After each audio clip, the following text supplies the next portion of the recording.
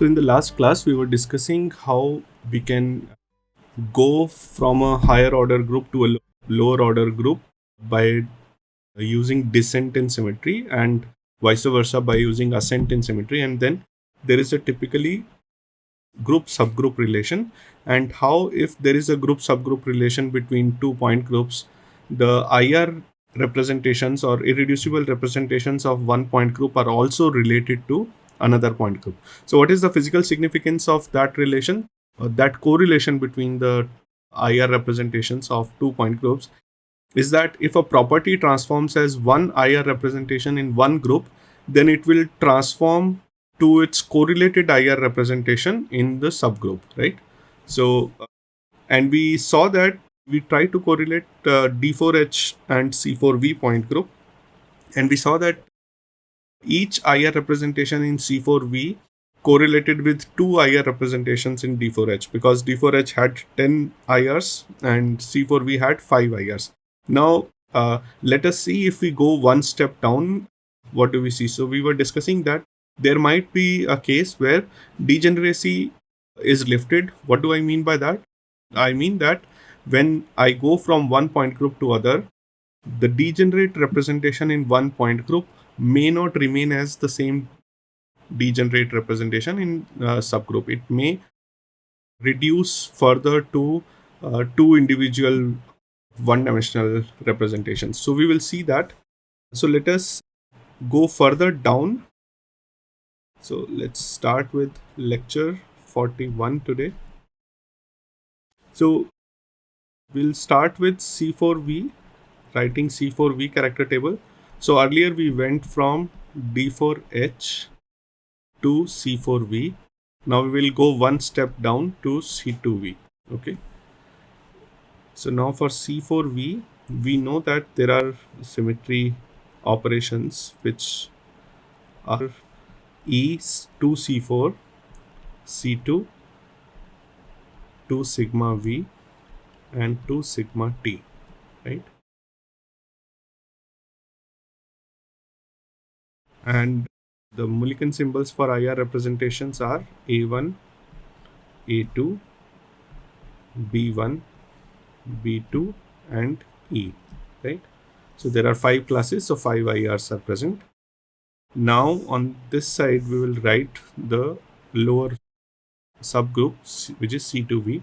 Now C2V, if you remember that it has only E, C2, and 2 sigma V's, right? There is no sigma D, there is no C4.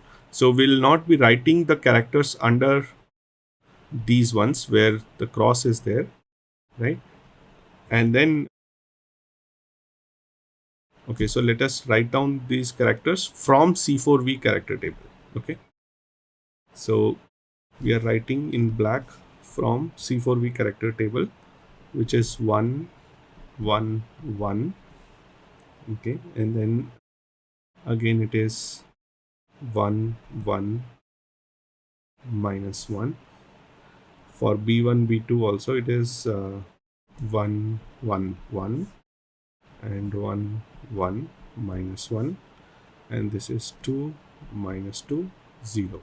Okay, so there is nothing here. I'm not going to write here because there is no corresponding symmetry operation in C2V. Okay, so now if you see that, now if you compare these characters to C2V character table, what do you get? Let us write down the corresponding Mulliken symbols here. So for 111, we know that it is going to be A1, right? For 11 minus 1, again it is going to be A2. And we have 111 again, so it is A1 and it is A2 over here, right? And there is no 2D representation in C2V point group, so we cannot write anything over here, right?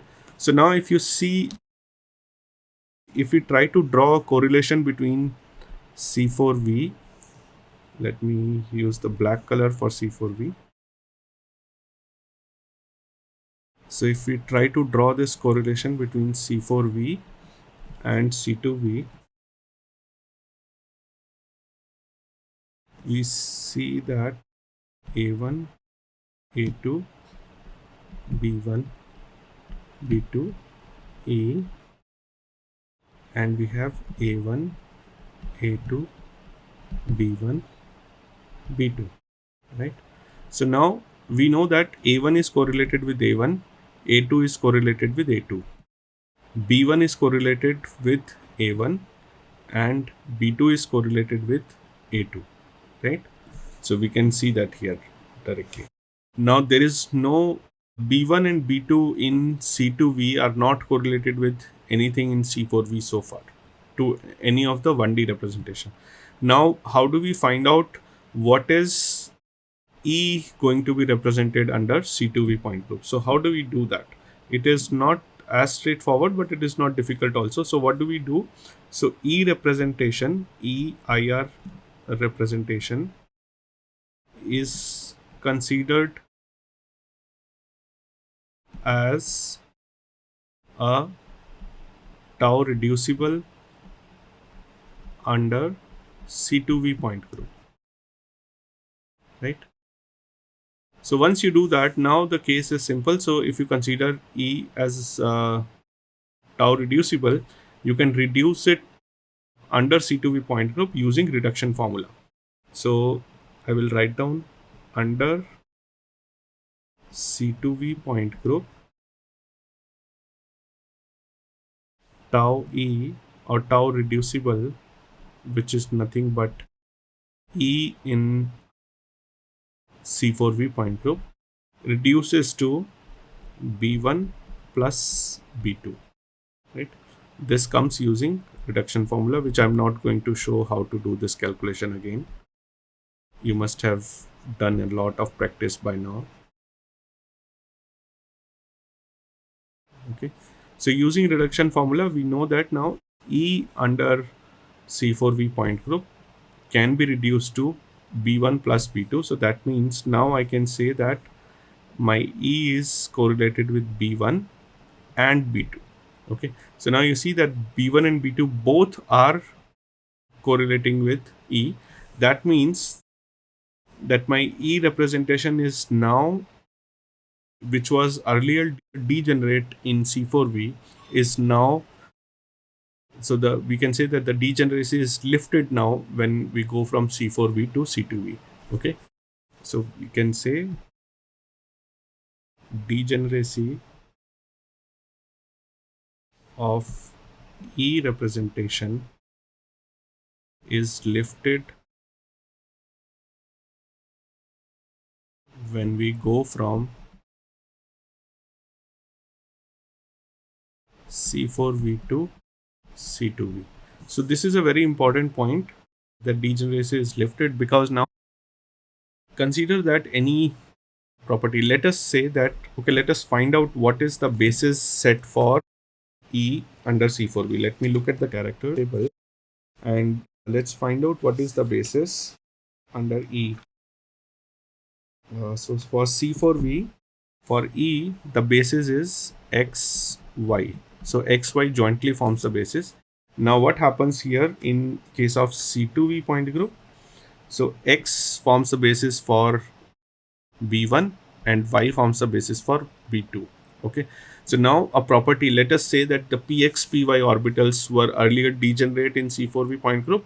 Now when you go from C4V to C2V, now Px orbital and Py orbital has their independent symmetry, and hence it might have independent energy, right?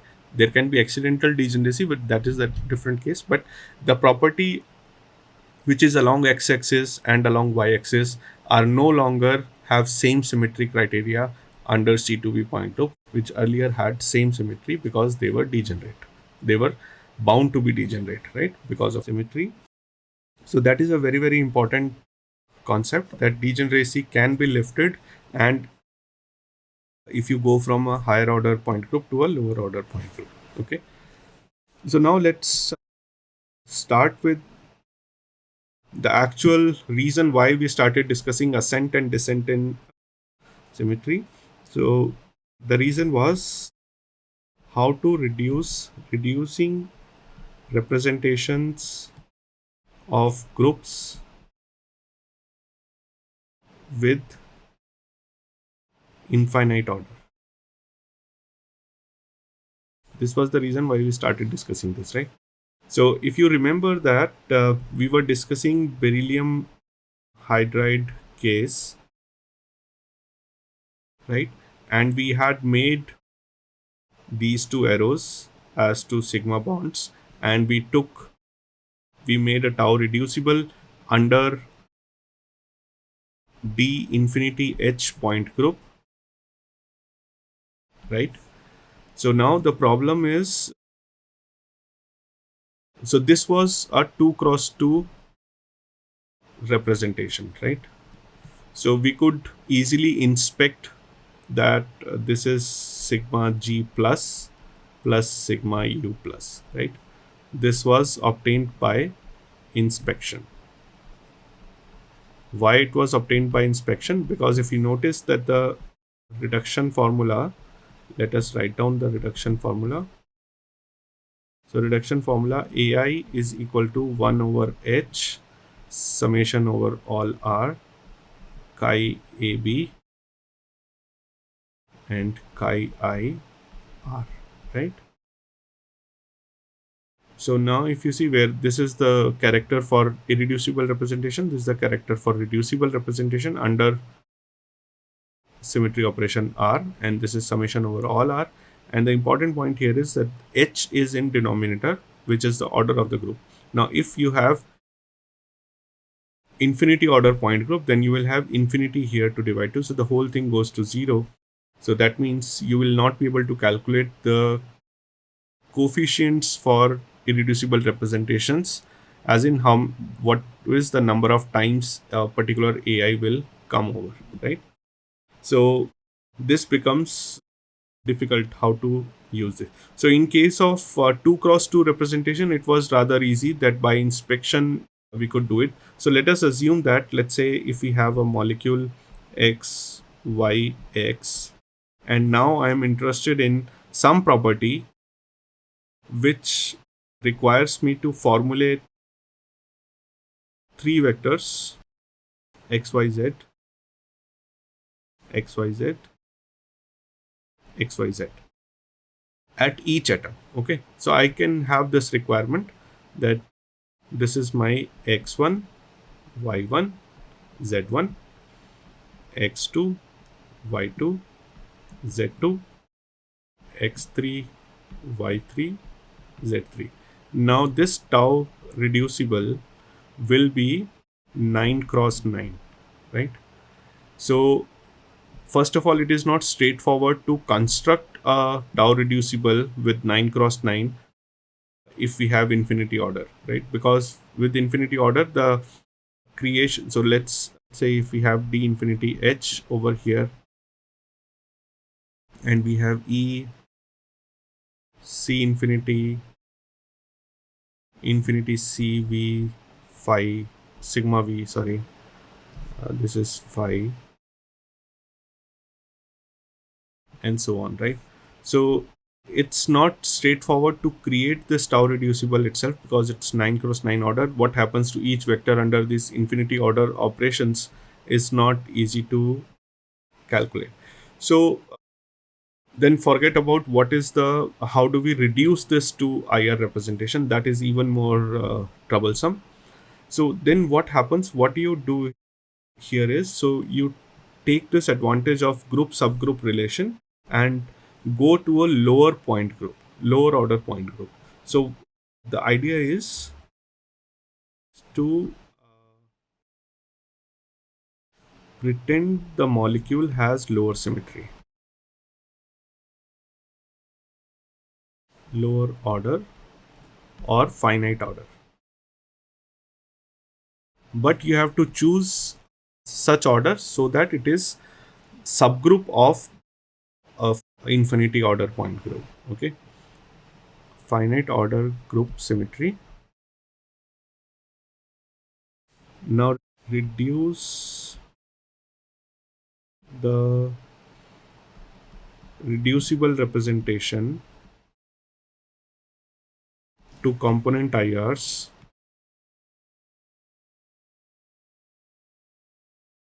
and then correlate them to appropriate. We will see this, how to do this for this particular example itself. Appropriate species of the true higher order point group. Okay. So we first pretend that the molecule actually has a lower order point group, which has to be a subgroup of the original point group. So original point group here is d infinity h. So let us assume that the molecule is actually d2h symmetry. Okay. So we know that it is not, but we are just pretending. Okay. Now we know that d infinity h has a subgroup which is d2h.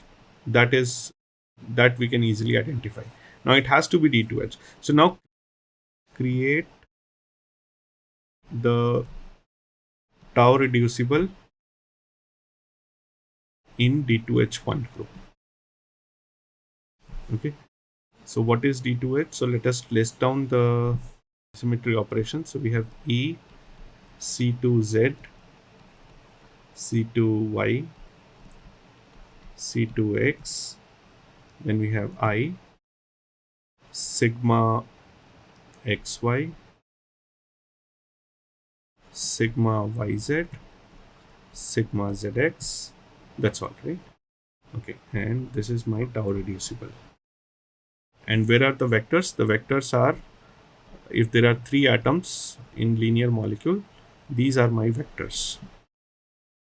Each of this has a XYZ, right? And now these are my bonds. So now we will not write the independent matrices for 9 cross 9 for all the symmetry operations. What we will do is we will just see which of these vectors will change position, and accordingly whether they will contribute positive, negative or 0 to this symmetry operations. So none of the vectors will change, so it will be 9. For C2Z, so for C2Z 3 vectors will not change, which are oriented in, let's say, if the molecule is oriented vertically, then 3 z vectors will not change and x and y will move. So you will have only, let's say, okay, if it is C2Z, how many vectors should not move? So there should be 6 vectors which will go to negative side, and right. So we can just draw it, the bigger picture. Otherwise you will get confused. So you have one atom, another atom, another atom, and I have small vectors which are xyz here, xyz here, xyz here, and this is my bigger xyz frame. So if it is drawn like this, so your 3 z1 z2 z3 will contribute +1 +1 +1 each. All 3 x's will go to minus x's, so that will contribute -3, and all the y's will contribute -3. So overall it will be -3, right? Now for C2y, if you consider, so C2y is going through this, these two atoms are replacing with each other, so they will not contribute anything, whereas the y will contribute +1, x will contribute -1, z will contribute -1. So you will have -1. Similarly here -1, I will contribute -3. Similarly, sigma xy, if you consider, so sigma xy, you will have +1. Sigma xz will be +3 and +3. Okay, so this you should be able to calculate out if you do it carefully. Now I can create this tau reducible in lower symmetry point group in D2H, and I should be able to reduce this also. So using reduction formula, I can say my tau reducible is equal to AG plus B2G plus B3G plus 2B1U plus 2B2U plus 2B3U. So this was a 9-dimensional representation. So overall, it should contain 9 1D representations. So this is 1, 2, 3, 4, 5, 6, 7, 8, 9. So this is correct. Of course, you will have to use the reduction formula to be able to say that it is correct.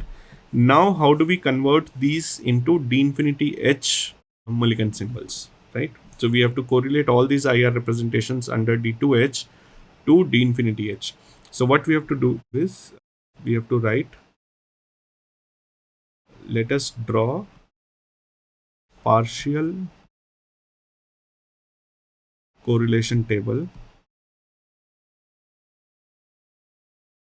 between D infinity H and D2H. So I'm saying partial because it's an infinity point group. You cannot draw complete correlation table, right? So let's draw this. So of course you will have to do, either it will be given to you, you can find out in books, or you can draw it yourself. So write down the characters and how we have been drawing between D4H and C4V or C4V and C2V. Use the same principle. I'll just draw it for you. I'll just write it down. So you have sigma G plus, sigma G minus, then we have pi G, and we have delta G, and we have sigma U plus, sigma U minus, pi U, and delta U.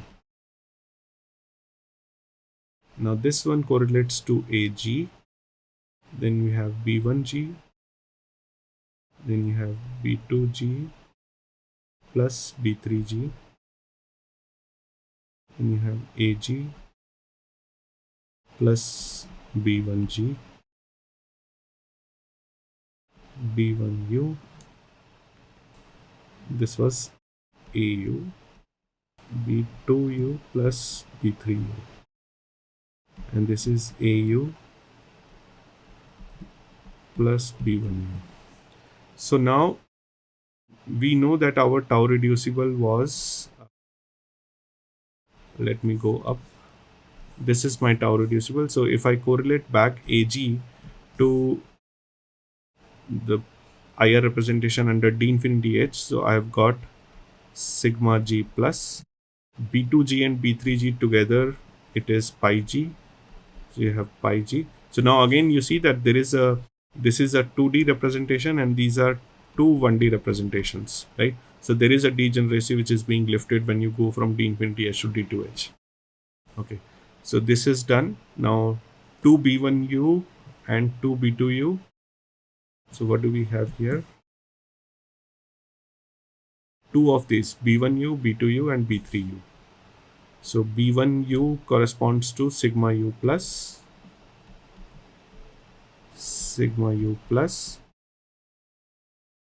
and these are two of those, so we have 2. Then we have 2 of B2U plus B3U, so B2U plus B3U gives you pi U, so we will write 2 of pi U's, right? So now this is 1D, this is a 2D, so you have 1, 2, 3, 4, 5, 6, 7, 8, 9. So total 9 dimensions are coming. So because this is 1D, this is 2D, this is 1D, this is 2D, right? So 1 1-dimensional, 1 2-dimensional 3, 2 1-dimensional 5, and then 2 2-dimensional, so 4. So 5 plus 4, 9. Okay, so now you have got yourself tau reducible, and now next step is whether you want to go for studying molecular orbital diagram or any other thing, like whatever physical property you want to study, that you can. But the idea was how to reduce a representation under infinity order point group, which cannot be done directly by reduction formula, And what you have to do is you have to go to use descent and symmetry, go to a subgroup of bigger or infinite order point group, find out the reducible representation in that point group, reduce it, and now correlate back the IR representations back to the higher order point group and find your answer, and proceed further as depending on the physical property, whatever you are looking for, right? So I hope this should be very, very clear now, and I would suggest do practice it a lot again, and we'll go to next physical property. So chemical bonding is now complete. We will go to next physical property in next class onwards. Thank you very much.